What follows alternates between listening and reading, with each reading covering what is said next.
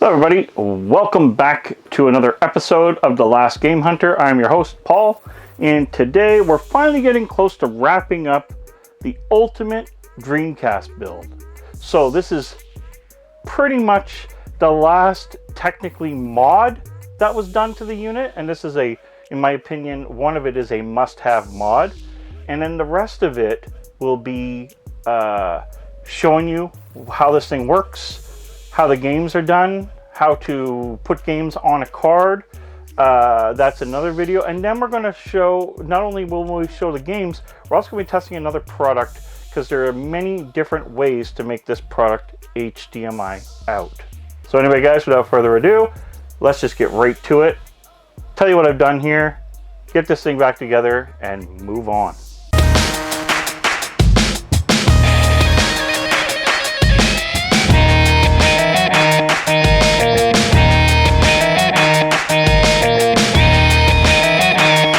So one of the biggest things that plagued the Dreamcast as time went by is the built-in battery that was in the controller board. Now, I've already changed the battery in this. So basically, what happens is you order a little holder like this, and this holder here, 3 pins basically to solder.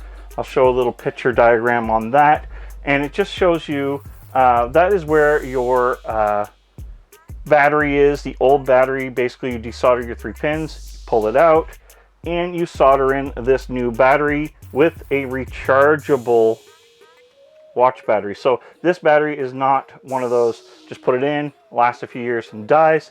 This is a rechargeable, so when the system is running, you're recharging it. So there's a bonus right there. It should be the last battery you have to put in this unit. Now, another little mod that people kind of escape or don't play around with is the LED right here. Now this LED right here can be changed. So for example, with a blue shell, and look, I also added a new addition. It has a custom printed logo put in here, which is the black, blue, and white to match my blue shell. And you want, sometimes you want a blue light, you don't want that red light with a blue shell. I made a big mistake when I put my light in. I thought I was putting in the blue one, which I pretty much realized that I zapped. One thing to watch out for when you're doing this is how hot your iron is. I was using my big bad boy soldering iron at about 470 degrees, and I burnt the board.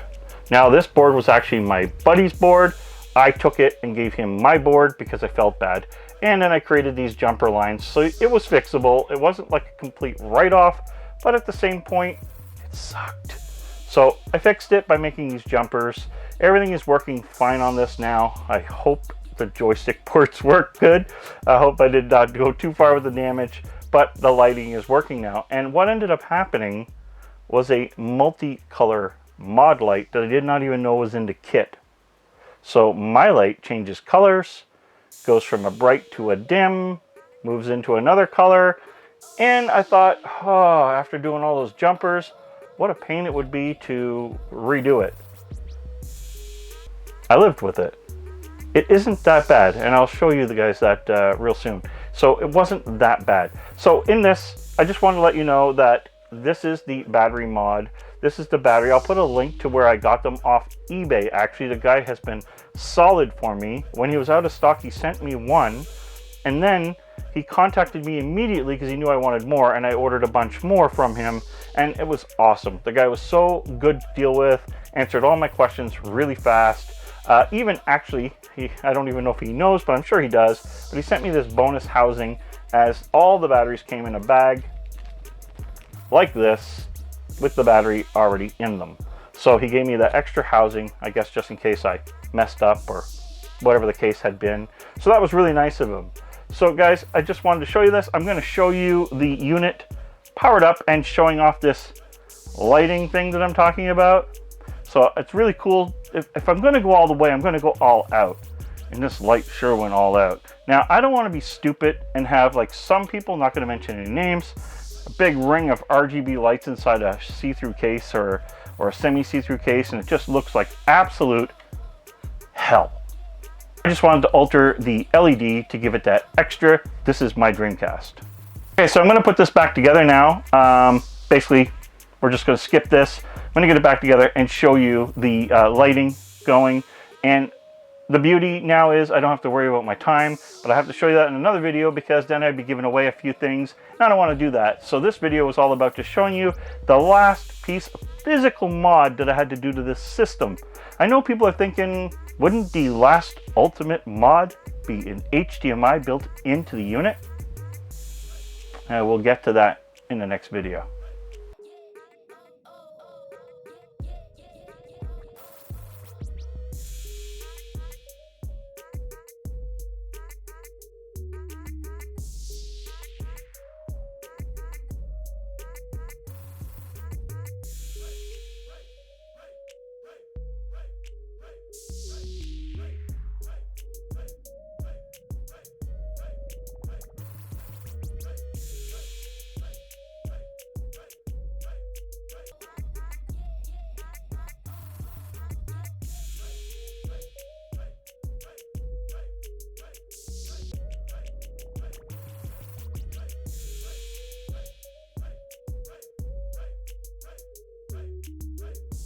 So guys, as you can see, if I was to go with anything other than this type of light, RGB would just be a splatter of light going through this case. That would not be acceptable.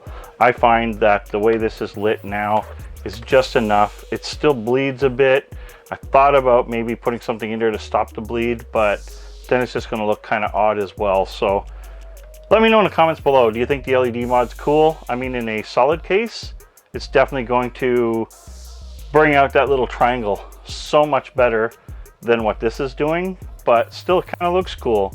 Anyway, comment below, let me know what you think. And yeah, I mean, we're finally finished soldering and punching and doing all these other things. So guys, let me know in the comments below. As I said, this sounds like a broken record there, but what do you think? I mean, does it look cool? Is it the little touch that I needed to say this is my Dreamcast? Definitely got LastGameHunter's colors all over it. I love the sticker. I'm going to link that guy as well, as he did an amazing job on that.